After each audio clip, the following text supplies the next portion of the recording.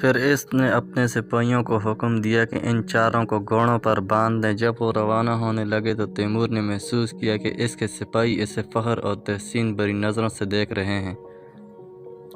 وہ جان گئے تھے کہ ان کا سپہ سالار ایک کم سن اور کم عمر جوان ضرور ہے، مگر نالائق اور بزدل نہیں ہے۔ وہ لوگ سپیر کے قریب آقا مربوج قبیلے کی رہائش گاہ تک پہنچ گئے۔ اب ان کے سامنے خیموں کا ایک شہر آباد تھا۔ تیمور نے وہاں سے گزرنے والے ایک شخص سے دریافت کیا کہ جودت گولتو کا خیمہ کہاں ہے۔ اس نے دور ایک خیمے پر نصب سفید قبا کی طرف اشارہ کرتے ہوئے بتایا کہ سفید قبا جودت گولتو کے خیمے پر نصب ہے اور وہ وہیں رہتا ہے۔ تیمور نے اپنے ساتھیوں کو اشارہ کیا اور وہ سب گھوڑوں کو خواہ کے دوش پر دوڑاتے ہوئے جودت گولتو کے خیمے کے سامنے پہنچ گئے۔ تیمور اپنے گھوڑے سے اترا اور یرغمالیوں میں سے جو شخص جودت گولتو کو پہچانتا تھا اسے لے کر اندر داخل ہو گیا۔ یرغمالی نے کچھ کہے بغیر ایک معمر شخص کی طرف اشارہ کیا جو اپنے 2 بیٹوں کے ساتھ خیمے میں بیٹھا ہوا تھا۔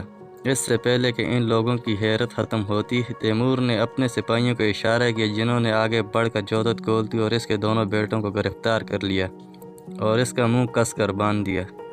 اس سے پہلے کہ دوسرے خیموں تک خبر پہنچتی، تیمور اور اس کے ساتھی جودت گولتو اور اس کے 2 بیٹوں کو لیے خیموں سے دور آ گئے۔ تیمور جانتا تھا کہ اگر وہ اہل قبیلہ کے نرغے میں آ گئے تو یقیناً مارے جائیں گے، اس لیے وہ جلد از جلد خیمہ گاہ سے دور ہٹ جانا چاہتا تھا۔ جب وہ کافی دور نکل آئے تو تیمور نے ٹھہرنے کا حکم دیا اور جودت گولتو کے منہ پر باندھا کپڑا کھولتے ہوئے اپنا تعارف کروایا۔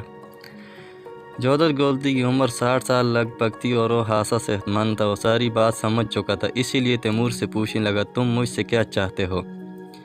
6000 بھیڑیں اور 3 چرواہوں کا خون بہا، تیمور نے مختصر الفاظ میں جواب دیا۔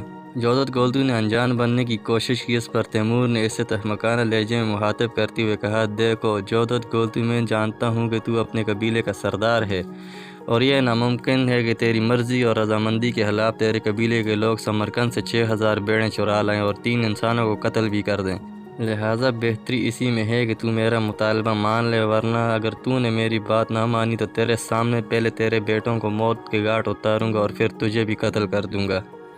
جودت گولتو نے دھمکی نظر انداز کر دی اور تیمور کے ساتھیوں کو بغور دیکھتے ہوئے کہنے لگا، آیا تو جانتا ہے کہ میرے قبیلے میں کتنے جنگجو موجود ہیں؟ نہیں، تیمور نے لاپرواہی سے جواب دیا۔ 5000۔ اس نے 5000 پر خاصا زور دیتے ہوئے کہا، اگر تو مجھے یا میرے بیٹوں کو کسی قسم کا نقصان پہنچائے گا تو تجھے اور تیرے امیر کو زندہ نہیں چھوڑیں گے۔ تیرے جنگجوؤں کی تعداد 5000 تو کیا 5 لاکھ بھی ہوتی تو تجھے اور تیرے بیٹوں کو ضرور قتل کروں گا، ماسوائے اس کے کہ تو بیڑے واپس کرے اور خون بہا ادا کرے، تیمور نے پرعزم لہجے میں کہا۔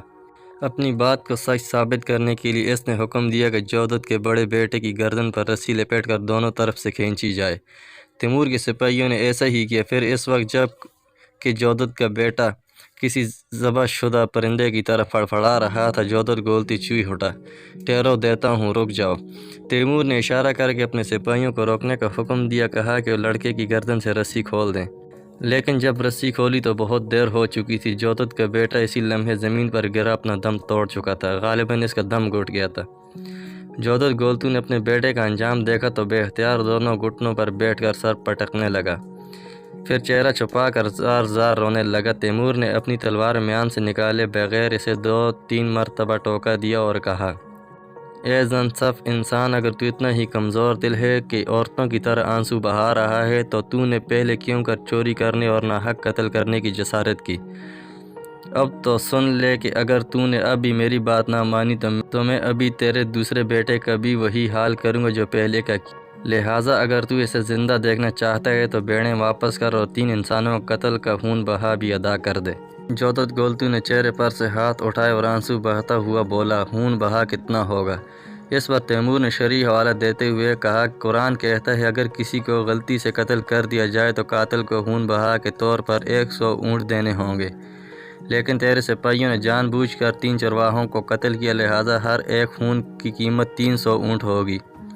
تیرا مطلب ہے کہ کل 900 اونٹ؟ جودت گولتو کی آواز جیسے گلے میں ہی دب گئی۔ وہ بڑی مشکل سے بول پائے، میرے پاس اتنے سارے اونٹ کہاں سے آئے؟ اگر تیرے پاس اونٹ نہیں تو گھوڑے دے دے، میں نے سنا ہے کہ تیرے یہاں بہت سارے گھوڑے ہیں۔ اس بات پر جودت گولتو نے سماجت اور آزاری کرنے لگا۔